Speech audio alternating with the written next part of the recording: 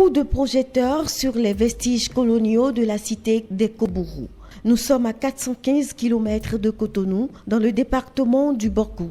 Parakou s'étend sur une superficie de 441 km² au nord du Bénin. À l'époque coloniale, la ville était reliée au sud du Bénin par les rails. Sur les traces de ces marques de la période avant l'indépendance du Dahomey, une première escale s'impose, celle du quartier Boudaro. On y retrouve encore le puits qui fournissait de l'eau aux trains à vapeur de l'Organisation commune Dahomey-Niger des chemins de fer et des transports OCDE. Le puits hydraulique, le voici. C'est depuis le temps colonial que ce puits-là a été creusé. Il n'y avait pas toute cette protection autrefois. Parce qu'il y avait un gardien ici. Bon, c'est un puits hydraulique très profond, avec les tuyaux nécessaires dedans. C'est de ce puits que l'OCDN pompait l'eau. Les installations sont là. Nous irons tout à l'heure voir le château dans la gare.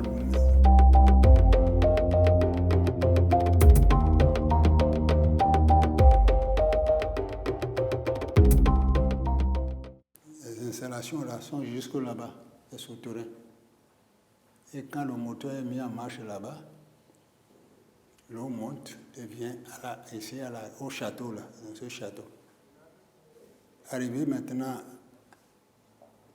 ici, le train, la locomotive, la tête se détache. Il détache la tête qui vient vers ici. Donc, c'est pour remplir le réservoir, la grosse marmite. Autrefois ici, il y avait des fagots de bois qui sont déposés. Ce sont ces fagots-là qu'on met dans le foyer que la locomotive incarne. Il y a une grosse marmite, comme on chauffe l'eau à la maison.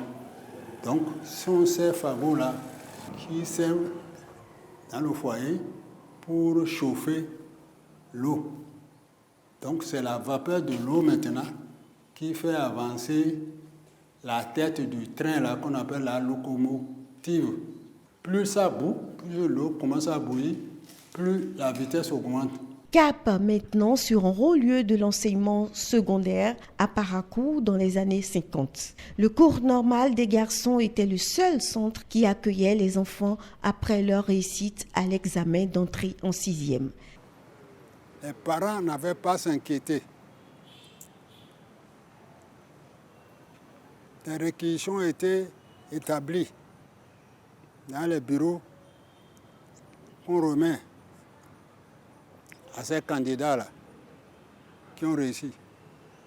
À eux d'aller déposer, s'il y a une gare, d'aller déposer le ticket là-bas. On leur prépare maintenant le ticket d'entrée dans le train.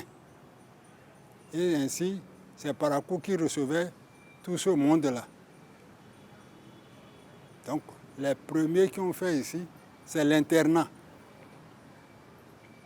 Ils avaient des tenues, 2 tenues pour aller en classe, 2 tenues pour les sorties.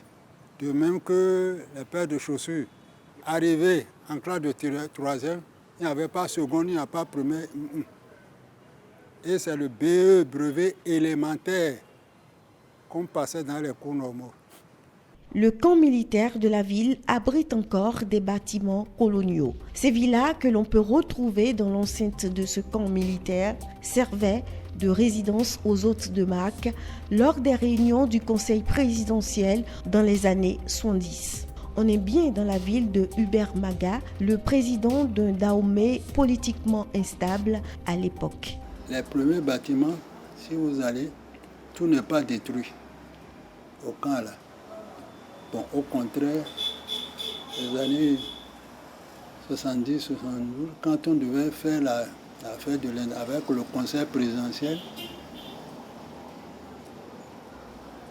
à l'arrivée au stade là, au stade, derrière l'administration, le gouvernement qui était là, avec les Magas, de construire des villas là, pour accueillir les autres demandes qui doivent arriver à l'intérieur du camp militaire, là, derrière le terrain. Là. Les bâtiments sont là. Donc, les bâtiments ont été construits. Après la fête, c'est ça qui sert maintenant de camp marié. Après le camp, là où se trouve le commissariat là, aujourd'hui, c'était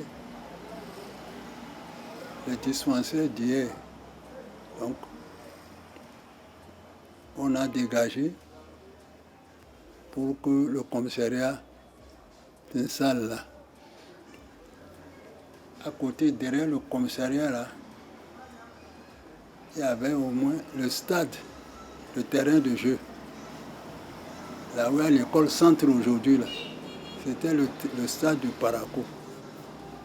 L'ancien royaume Kobourou, devenu Parakou, demeure après 61 ans d'indépendance du Bénin, une ville très mouvementée. Avec ses différents marchés, dont Arzéké, la ville offre aux visiteurs une panoplie d'articles faits main et des spécialités culinaires aux goûts inoubliables.